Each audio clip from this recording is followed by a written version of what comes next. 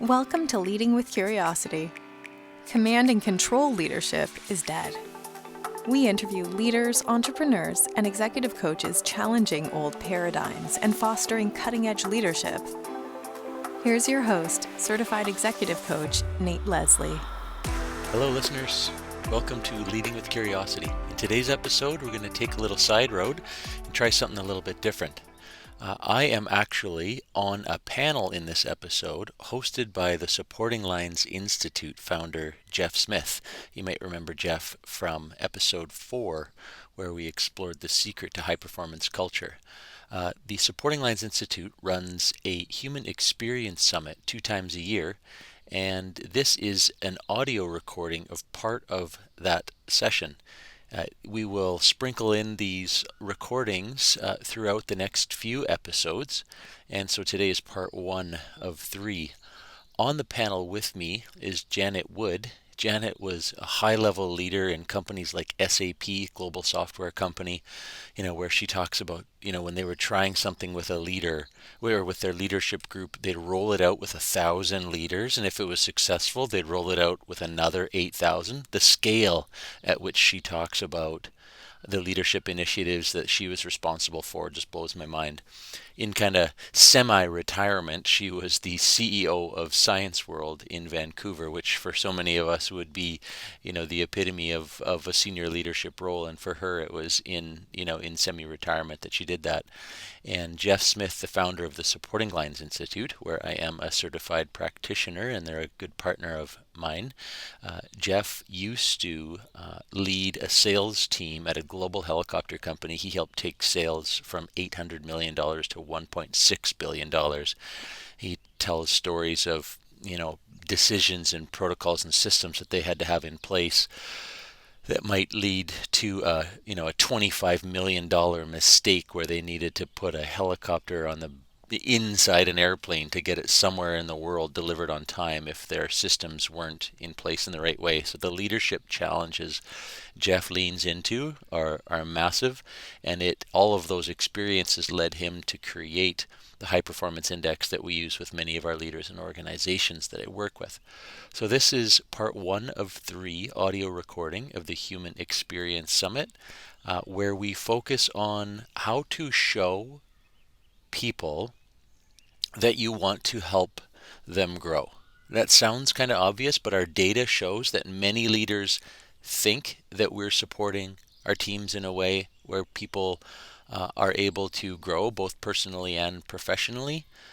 Yet something is lost in our delivery where our teams don't experience that. And that's the topic of the entire Human Experience Summit recorded a couple of weeks ago. That would be in June 2021. And so I hope you enjoy it, and we will sprinkle in part 2 and 3 after a few great interviews we have lined up with some pretty amazing leaders and coaches. Enjoy. So welcome to the Human Experience Summit. This is our 4th summit, and we've got a lot of really good feedback on this format, the format of having kind of the 90 minutes. So we're going to do that again today. We'll have a longer format one in November, so look for more details over the summer on that. Very excited today to talk about showing that you genuinely care about employees. We have 2 amazing guests here who I'll introduce in a second, Janet Wood, Nate Leslie. The big thing we want to talk about today is there is an apparent gap between how managers think they're doing in this area and what the actual experiences of employees. So we're going to put you to work right out of the gate. So here's a poll question. So what percentage of leaders do you think actually have a genuine interest in their employees? So we've got the options here. Is it less than 25%, 25 to 50, 50 to 75, or 75 to 100? So this is what percentage of people actually have a genuine interest. Looks like Nate and I can't vote. You're ineligible, to vote. Yeah. We very tight voting rules here. Okay. No, that's okay. What would you say, Janet, if you were to respond to it? I'd probably say 75 to 100%, but Yeah, Nate? what's more important is what the group thinks. Yeah, I would go around 75. Yeah, I'm kind of the same. I think 75 to 100 is where I would think. I mean, I sometimes can be an optimist in some of this stuff. I mean, I'll defer to people's real experience and real perceptions here, which are clearly a little bit lower than I would have expected. So this is just, do people have it? Now, of course, we got an extra one here on the 75 to 100. Now that we campaigned for it. So we'll close the poll here. The big thing is, this is less about sort of the science of, what we think it is. I want to kind of drive home a point here quickly. I could talk for 4 hours on this topic, but I'm not going to do that. I'm going to talk for 2 minutes. I don't know if people are familiar with the concept of servant leadership. What we're going to talk about today, in some ways relates back to something from 1970. I would have invited him here today, but we'll have him here in spirit posthumously. The thing, one of the key things in his paper called The Servant as Leader is that it puts forth this something he calls the true test of leadership. And what it really boils down to is, did people grow? So it sounds simple, but when you look at the things he's talking about, it's, are people healthier? Are they wiser? Are they freer? Are they more autonomous? It isn't, did they get better at working machine XYZ to be able to do task, whatever. So the test really is, this is how we like to put it, and this actually was part of the exit interview that we used when I was at Mobify, was, is your life better because you worked here? That's the test. That's what we're talking about. And if that sounds aspirational, it isn't. It's actually what we see in our research. So the research that we do shows that you can be a good leader. So say you get a 75, 77% score on our 360. Most good leaders are good at align and collaborate. But for the people that get over 83, which I would call excellent leaders or the best leaders, they are all good at help people grow. So when Robert Greenleaf talked about the true test, I would actually, 42 years later, annotate that and say, it's the true test of exceptional leadership. So you can be a strong leader, a good leader, focused on align and collaborate. But if you truly want to differentiate from good leader into being an amazing leader, the best leaders, a great leader, you have to help people grow. That's what our research shows. And so now let's put the poll up again. And this time we're going to ask, what percentage of leaders actually show a genuine interest? So last time we asked you if people have an interest in their people. Now this one I would answer differently for sure. So what percentage of leaders do you think actually show it?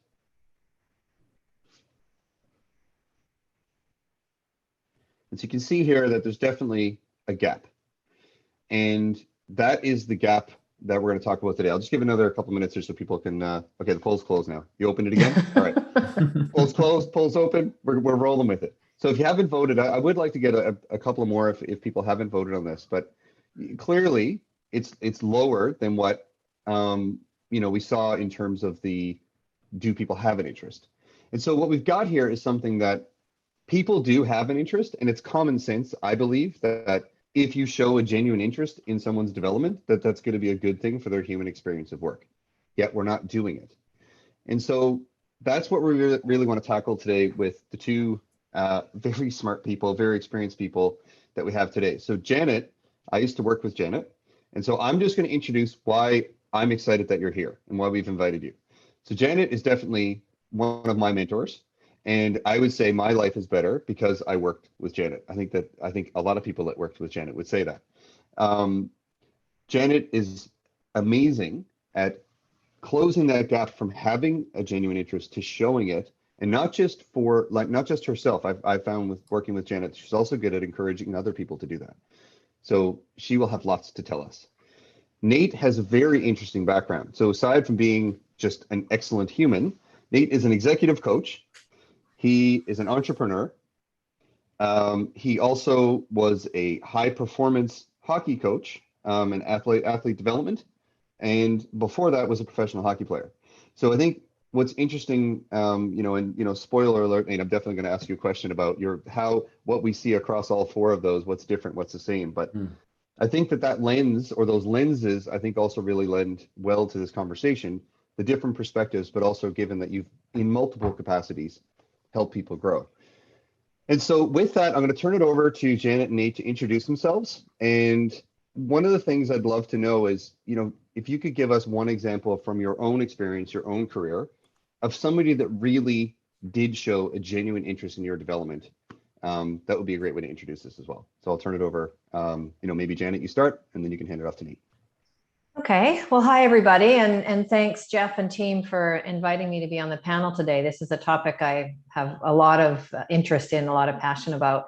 I spent my career in the technology sector. I think it was on the picture of me a few minutes ago, so I won't go into it, but had a lot of different roles. I was in direct sales, in partner sales. And the last 5 years of my career, I spent in HR. So moved to Germany on assignment with SAP. If you're not familiar with SAP, it's about 100,000 employee, largest enterprise software company in the world, I'd say, and was focused on the leadership development globally for the company, talent development, executive recruiting, equity and compensation, things like that. And then I supported our global CEO and his direct reports the last couple of years, and then I retired. And then I went, after about 2 months of bliss in the summer, I was asked by Science World if I'd be the interim CEO of Science World. For those who may not be from Vancouver or BC, if you've ever been here, it's the great big dome on the water in Falls Creek. Non-COVID times, it has about 800,000 visitors a year and also reaches out to about 140,000 kids in every corner of the province to advance STEM learning. And then COVID hit in the middle of that. I was there for a year. Obviously, that slowed down the search. They were searching for a new CEO. And I always have said it was one of absolutely the most challenging leadership positions I ever had, but certainly one of the most rewarding as well. It's such an amazing organization. And it was hit and continues to be hit so hard by the pandemic.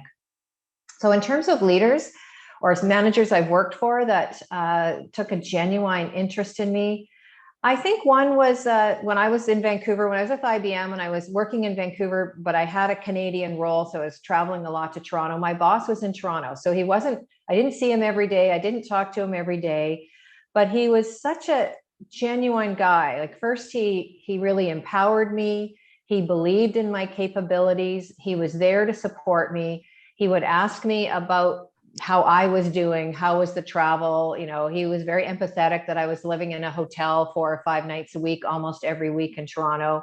It just meant I worked all the time because I didn't really, know a lot of people socially there. But I think it was just that I knew he was there for me, but he wasn't crowding me. And I felt like he just was really interested in how I was doing, both personally and in the job. Awesome. And Nate, thank you for sharing that. Yeah, thanks. Hi, everybody, and a pleasure to be here as well and to share in this topic that's really important to me too. I guess, as you mentioned, I'm in my third career, my first having been almost 10 years as a professional athlete in one of the best leagues outside the NHL and one of the worst pro leagues. So I got to see that experience top to bottom. And then I spent a number of years in education and development of youth coaches. One of my mentors is on this call with us today, which I'm really proud about, and had an opportunity to build a business in what I consider social entrepreneurship, where this idea of helping people grow was really at the heart of every decision that we made. And when I think about this topic, I get stuck on this idea: what else could there be other than the human interactions between people? The rest kind of needs to come later. The results are so much richer when people are having a better human experience. And so I spent a number of years in that field and still am to a degree in developing coaches and athletes. And through that, met Jeff Smith, who led me down this road of executive coaching, which was really challenging parts of my paradigm on what it really means to coach and leadership development. And I joke, I coached people's kids for 20 years, and now I have a chance to work with the parents, and it's an equally rewarding experience. Around this idea of where I assumed someone had a genuine interest in my development, but I didn't actually experience it. I feel like there's this unintentional gap where leaders are stuck in their own survival mode and self-preservation with everything that they have going on. And we use sport as a metaphor in the leadership industry all the time. And I catch myself going back to, hang on a second, we need to be careful about this metaphor because it's not all healthy and positive. And then quickly think about all the coaches in the sport world who do absolutely incredible things. But this idea of a coach in the professional sports world is often a few games away from being fired. And I heard a very well-known coach that I had once say, how could the players do this to me after a bad game? And I thought to myself, the players aren't making this about you, it's about them. And so there's this experience where the coach, in a win at all cost environment where you're a couple of weeks away from being fired, you can want to care about the team, and that's likely the best route to success. And if you don't make certain decisions over the next 48 hours, you might be out of a job and your wife and children are wondering what the heck do we do now? And so that's where survival mode in the sport world gets in the way of really showing that genuine interest in the development of the athletes that I've experienced. And that has really shaped my coaching approach, that it needs to be about the people, and that idea of it's a process. Every cliched great NHL post-game interview about it's about the process. The cliches are there for a reason, because really it is about the day-to-day process. No, I love that. And I think, there's a lot of examples. One of the most recent ones in Canada of having, Mike Babcock with the Toronto Maple Leafs out, command and control style. In comes Sheldon Keefe, and he started going right back to some basics around individual skill development and other things. And this one is for you, Mathieu, who's from Montreal. Of course, it didn't matter because this year our Canadians knocked him out, but we won't go into that in the summit, especially for those people who are Toronto fans. I'm sorry. No, you're not. So Janet, when we look at this gap, the gap between people having a genuine interest, which in our poll question, I think for on average, people here agree that more people have an interest than actually show it. When we had a sort of our prep call for this, you had some great things you talked about in terms of what are some behaviors and things that leaders have that can create this gap and create this misperception. Maybe you can expand on that here for people. Is this topic of the diminishing behaviors? Yes. So. Some of you on the call may have read the multiplier effect, and it is really about how leaders can really expand the power and the impact of their team by really working with their team members and really truly empowering them. And there's a quiz you can take, and I think we can put it up in the chat. And it's the concept of unintentional diminishing behaviors. And it's things that we as leaders can do where we actually think we're helping, but we're not really helping. And I took the quiz a few years ago. I think they've changed it over the years, but I think it still comes out and tells you effectively what are your unintentional diminishing behaviors. And for me, one that really struck me was a rapid responder, it was called. I had 3, but the one I'm going to talk about is a rapid responder. And for me, because I was living in Vancouver, but I had a team spread out across the world. And in one area in particular, I had a woman who was, at that time, I was leading multiple areas of HR, and she had leadership development. She was based in Philadelphia. And sometimes I'd get an email like 5 o'clock my time, 8 o'clock her time.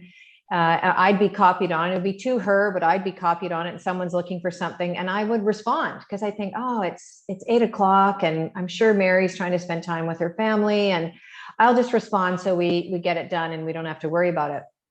But what this little quiz showed me is that's not really helping. Like, it is, of course, it's helping if it's urgent. If it's really critical, that's great.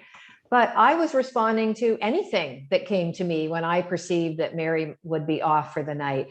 And what that was doing was really disempowering her.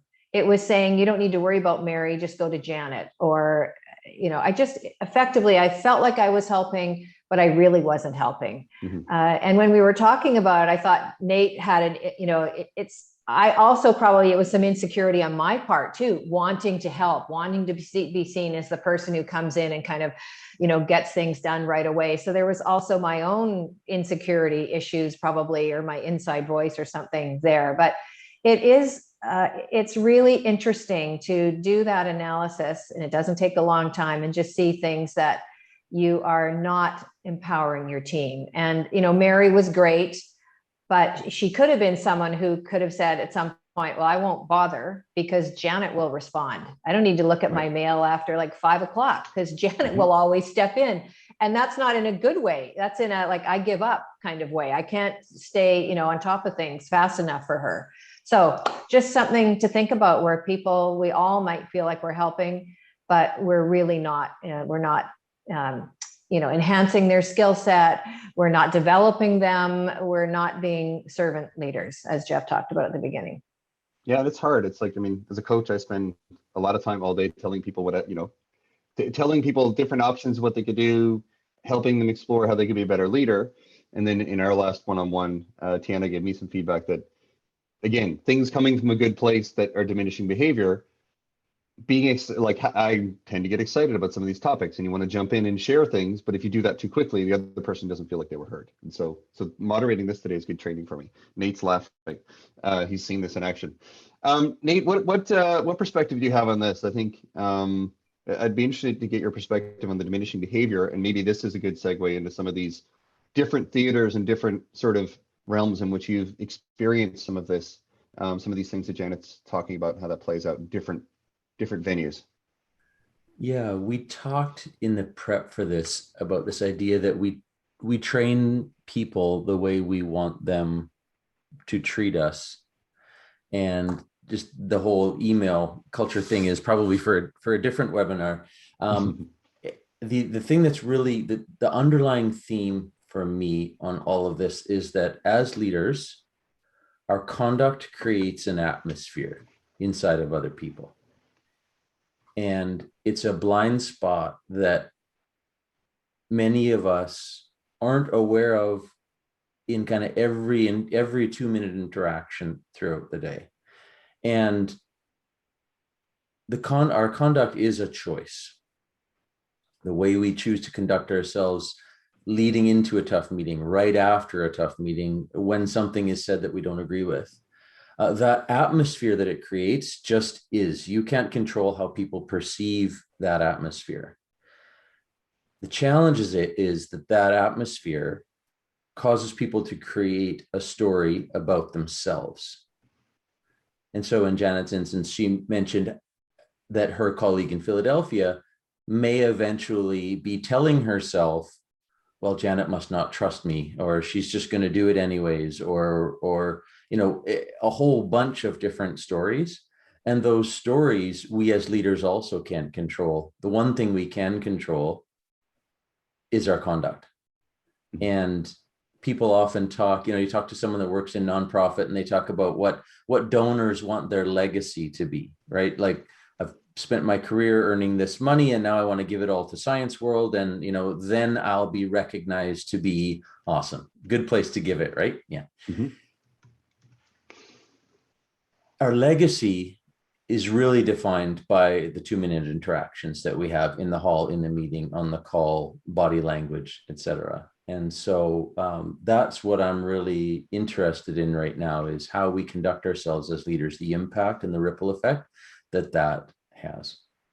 So just to follow up on that too, when we've spoken about this a few times actually, there are many people that are in a culture, unfortunately, of fear-based leadership. And even if an entire organization doesn't have that, certainly one leader of one team may use that approach because of some of these, Janet was talking about people's inside voices and inside things that are going on for them. And you're talking about like people's sort of tendencies as well, and sort of they're making it sort of personal. So in a fear-based environment, obviously showing genuine interest doesn't really go with that. So what if someone is in a fear-based environment, what message would you have for them? Like, I don't know what experience you've had with this firsthand, but what would you tell people? And this is where the dots connect. The more people I talk to, the more books I read, the more partnerships that I have, you hear the same thing explained slightly differently, and the dots start to connect, and it starts to kind of define your values. This is how old this expression is. The garbage can kicking coach that throws chalk, like, who uses chalk anymore? And, you know, it would be a recycling bin now, right? But You can still kick it. yeah. That environment that shows up in, that's the metaphor, in you know, in a really performance-based, like, results are the only thing that matters. And that might be a good segue for Janet in some of her experiences where results are the only thing that matters.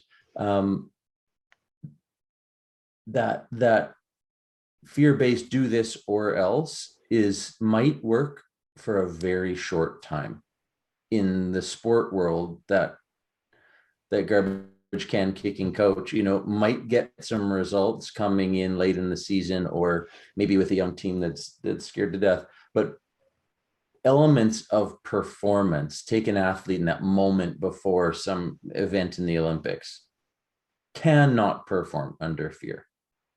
So they're doing everything they can to stay in the moment and block out that fear, etc.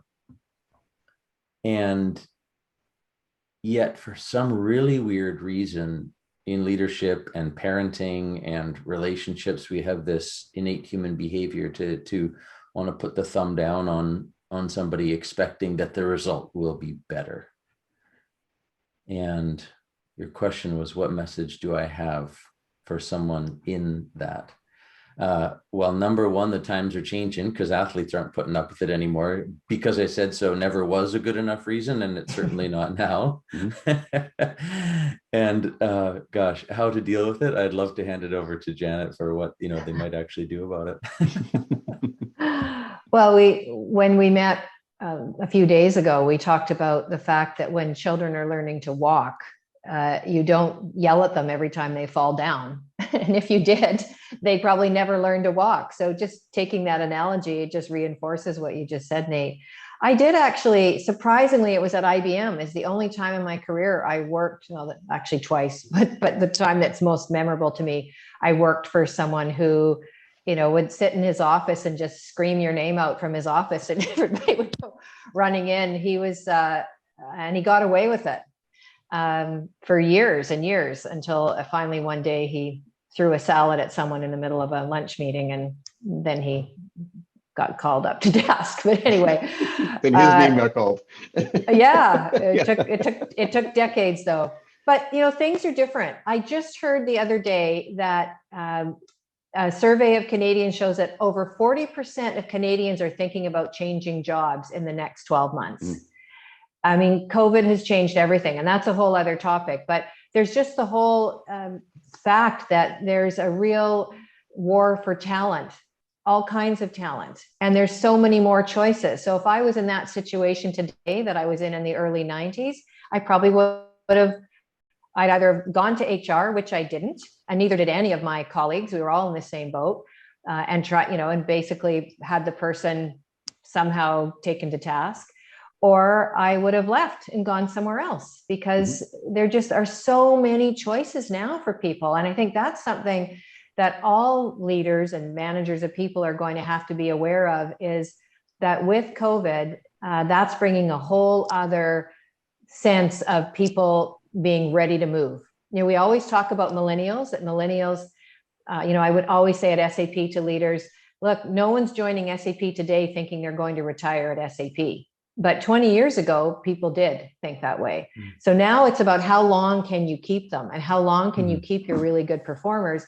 And I think COVID is just going to absolutely accelerate that. And it's going to be about things like well-being. And is your manager really caring about what's going on for you, not just at work, but what you're trying to deal with in your home life as well, as it relates to keeping your family safe or your financial situation. It's going to be about flexibility. I think the whole way that companies manage return to work and what their expectations are for employees coming back to the office, or having flexibility or not having flexibility, is going to really change that whole dynamic pretty dramatically over the next, 12 to 24 months. No, Jeff, just to jump off, launch off on that connecting it back to this theme of showing a genuine interest in helping people grow and develop and return to work. The thing that's hooked me on your work and your research with Supporting Lines around the grow section is the correlation and how practically things can be implemented. And when you do one thing, it impacts so many others. And I know it's at the tip of your tongue so well, but I use it as an example with people of, if I set up monthly meetings with someone and ask them how they're doing, they will feel like I'm taking a genuine interest. And if I take a genuine interest and we have those conversations, I will probably learn what they're interested in moving towards in their own career. And if I know what they might be interested in moving towards in their own career, then something will come out of either the manual or opportunities or new conversations about what they can actually do to move towards those. So maybe we'll turn it back to you just to talk about those correlations of how to actually, practically simple it is to implement this genuine interest. I mean, I think that's that really is so well said. And I think it really comes back to the fact that, Janet, you talk about well-being. So research we did last year showed an 89% connection between whether someone would say they're in a high performance culture using our instrument and psychological safety as measured by Guarding Minds at Work, which is, I think, the world's foremost, it's the most comprehensive psychological safety assessment anywhere. The key thing, and the reason this topic is so important, is that showing a genuine interest in your employees' personal development, that question or that element on its own is 77% related to psychological safety. And I would say there's something causative about that. I don't think that it's because someone's psychologically safe. It's like, oh, look, Janet feels psychologically safe. I should show a genuine interest in her. I'm pretty sure it's the other way around. So we'll have the data at some point in that, but I'm pretty sure we already have it. It's just kind of common sense. And so showing genuine interest is simple things like giving people feedback, giving people recognition, but like really authentically doing it, not because you got some corporate program where you got to give someone a gift card, like really giving someone appreciation, recognition, having effective one-on-ones. I mean, I won't go, one-on-ones are a whole separate topic. We'll have a summit on it at some point, but if you're that definitely reach out if you'd like to know how to have an amazing one-on-one, because we've seen, well, Nate, you've seen with one of your clients that people can transform what people say about their leadership and their experience of being on the team in like 6 to 8 weeks. It sounds like some infomercial, right? But it's happened, and it's happened multiple times.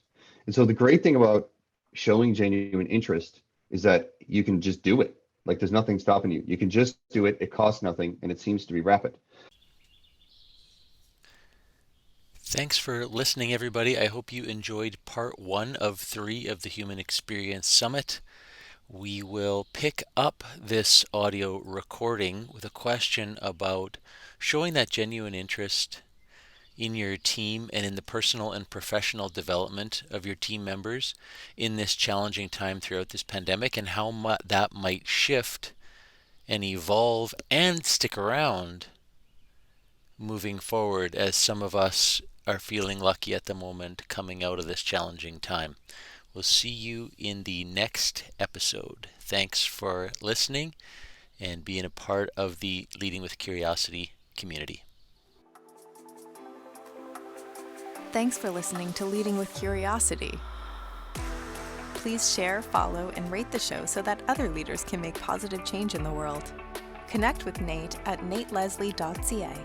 And remember, the brain behaves very differently when encouraged to think rather than told to listen.